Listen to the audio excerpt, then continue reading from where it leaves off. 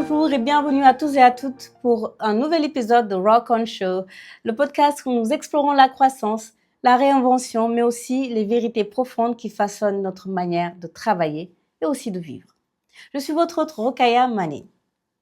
Alors aujourd'hui, je vais parler, on va dire, très business, très entreprise, très RH, et je voudrais explorer une dimension de l'expérience employée. On parle de l'EVP, Employee Value Proposition, et c'est cette promesse qu'une entreprise fait à ses collaborateurs en échange de leur contribution, c'est-à-dire qui nous sommes, comment nous travaillons et ce à quoi vous pouvez vous attendre. Mais aussi comment l'organisation se distingue au milieu de toutes les alternatives. Mais voilà, le Employee Value Proposition peut être souvent assez générique. Parce qu'en réalité, les gens ne travaillent pas pour une entreprise. En fait, les gens, ils travaillent dans un département, au sein d'une équipe, sous la responsabilité d'un manager ou tout simplement dans un environnement bien particulier. D'accord ? Et ils vivent leur quotidien à l'intérieur d'un organe. Un organe qui fait partie d'un corps tout entier, d'une entreprise. Et aujourd'hui, nous voyons que les talents, ils rejoignent des personnes, pas simplement une marque. Et l'engagement se crée au niveau de l'équipe. Et l'érosion, elle commence souvent par une mauvaise expérience locale, pas par une mauvaise image de marque d'ailleurs. Et le Employee Value Proposition Corporate, c'est la mission, ce sont les valeurs, les avantages et la culture globale. Et après, nous avons l'expérience spécifique que peut offrir une équipe ou une fonction. Qu'il s'agisse du style de leadership, l'exposition aux projets, nouveaux projets, au mode de travail, aux opportunités de développement, mais aussi les dynamiques interpersonnelles, la sécurité psychologique, les rythmes de collaboration, les rituels. Et on le sait bien, les gens quittent des managers, pas des entreprises. Mais ils restent aussi grâce à un bon manager ou bien à une bonne équipe. Alors aujourd'hui, pour cet épisode, je voudrais zoomer un peu là-dessus. Parlons du Employee Value Proposition départemental. Et toute cette réflexion autour du Employee Value Proposition départemental, en fait, ça s'applique surtout aux organisations de taille moyenne et grande. Les startups ne sont pas forcément encore, en tout cas, dans ce cas-là. Dans les petites entreprises comme les startups, l'EVP, le Employee Value Proposition, il est généralement incarné par le fondateur ou les quelques managers. Mais dès qu'on grandit et surtout quand cette croissance elle est exponentielle, chaque département commence à développer sa propre microculture. Et c'est là qu'il devient vraiment essentiel de définir le Employee Value Proposition départemental de manière intentionnelle. Sinon, l'organisation risque de créer des silos ou même de générer des contradictions entre ce que l'entreprise affirme et ce que les collaborateurs vivent au quotidien.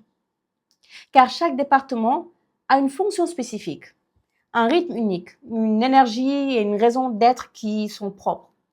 La finance, elle gère les ressources. Les ressources humaines, ou People and Culture, arrivent à anticiper, arrivent à coordonner, accompagner la croissance stratégique. Nous avons le marketing à la communication, d'accord ? Ce sont les yeux et la voix, donc il s'agit de voir, sentir, exprimer. Les sales, ou plutôt le commercial, le commerce, ça pousse, ça bouge, ça dynamise. Et le IT, c'est toute la structure silencieuse qui relie le tout ensemble, c'est le backbone. Donc chaque équipe a sa propre culture, ses manières de travailler, son vécu quotidien. Et c'est ça que les candidats, mais aussi les employés ressentent. Pas seulement le branding brillant de l'entreprise, mais la culture de l'équipe qu'ils rejoignent. Prenons un exemple tout simple.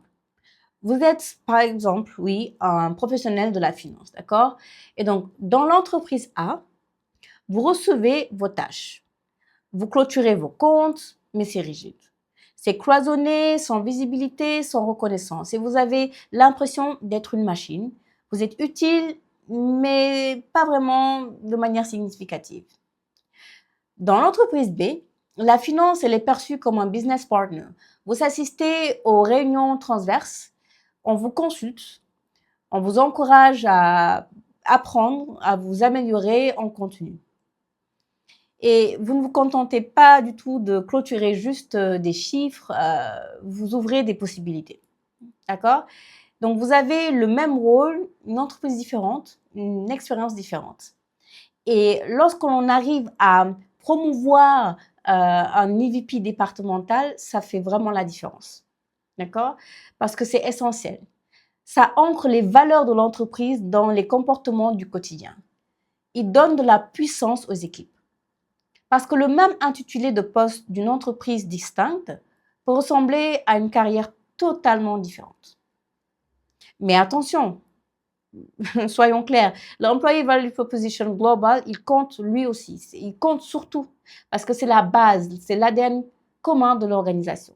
C'est ce que nous unit en fait en une seule organisation, notre culture, notre mission, nos valeurs, les avantages promis. Ça, c'est non négociable. Et le Employee Value Proposition départemental, il ne le remplace pas, mais il le soutient.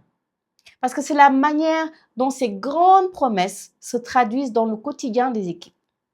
Si l'entreprise n'arrive pas à respecter ces grandes promesses, mais tout bonnement, aucun département ne pourra le compenser. Et si les départements ne les incarnent pas, le Employee Value Proposition reste de simples mots, des promesses sur une affiche qui ne seront pas tenues. Mais bien sûr, je ne suis pas là pour vous vendre un rêve ou une utopie. Un EVP, un Employee Value Proposition qui est mal géré, il peut créer des déséquilibres. Ça crée des différences notoires entre les départements. Ça peut nourrir la compétition interne au lieu de l'alignement. Ça peut pousser certaines équipes à se survendre quand d'autres restent invisibles ou même masquer des dysfonctionnements derrière des beaux mots. Donc, la clé pour moi, c'est que le Employee Value Proposition départemental ne doit pas être un pitch. Il doit être un miroir. Ce n'est pas une comparaison avec les autres départements. Non, on est différents, mais on est guidé par une seule et même mission. Ce n'est pas de dire nous sommes la meilleure équipe, parce que nous avons différentes missions, différents buts. C'est tout simplement de dire voilà qui nous sommes, voilà comment nous travaillons et voilà ce que nous offrons et ce que nous attendons. Et comme souvent, je veux conclure avec une pensée inspirée de la biologie. Vous savez, donc les poumons respirent, mais si le cœur ne pompe pas, l'oxygène ne circule pas. Le cerveau pense, il guide un peu tous nos gestes, mais sans le sang, même quelques petites secondes, il cesse de fonctionner.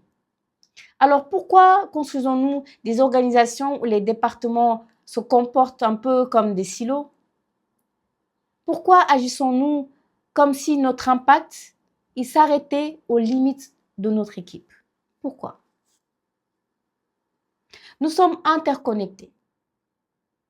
Et nous le sommes tout comme un corps et les organes sont interconnectés. Chaque département a son Employee Value Proposition, a ses forces.